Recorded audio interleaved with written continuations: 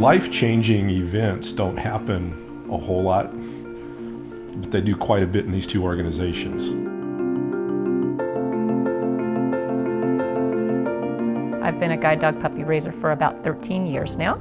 I'm on puppy number 11, Zeke. And I think I'm on guide dog number 5 or 6. Something like that. Yeah, 5 or 6 now. I had the honor of going to a guide dog graduation early in our relationship. It was from that moment on where you understand why you're doing what you're doing. Rowan was my 6th guide dog puppy to raise.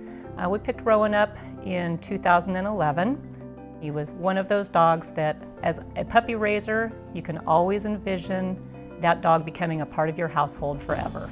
Rowan went through a lot of my life changes with me. He went through a big move, and Rowan even was in our wedding. So if there was a dog, any dog that I would have raised I could have seen being a permanent member of our household, it was Rowan. Then we found out ultimately that Rowan wasn't going to make it as a guide dog. We both knew that Rowan had a bigger mission in life than to be our pet. He needed to go on and do something much more important. We wanted to have him evaluated for community placement, especially to be assessed for Dogs4Diabetics. I don't think a lot of people understand that the diabetes can lead to blindness. You now have potentially a partnership in place that can ultimately lead to a solution where you have a dog that helps both situations.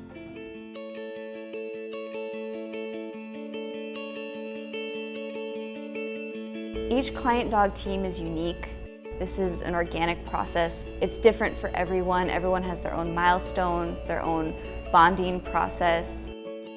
When I first met Abby, who Rowan got partnered up with, it was like the kind of matches that they do at Guide Dogs for the Blind, when raisers always say, "I can't believe what a fantastic job the trainers did in matching this dog with this person." So a lot of the training is you becoming trained. They provide us classes on how to take better care of our dogs, everything from health and grooming to CPR and first aid. We recertify every year, and we also attend monthly support meetings, and it's just an opportunity to reconnect with members of your community.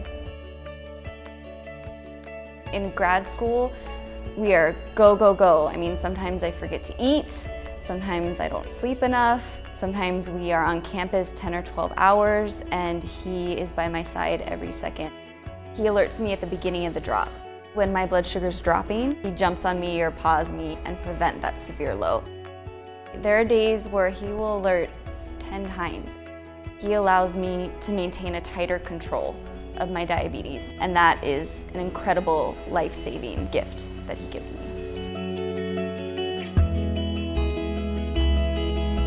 I was diagnosed with type 1 diabetes when I was 25, and it was really challenging to feel like I'd lost my freedom and my independence. And Rowan has allowed me to get that back in my life.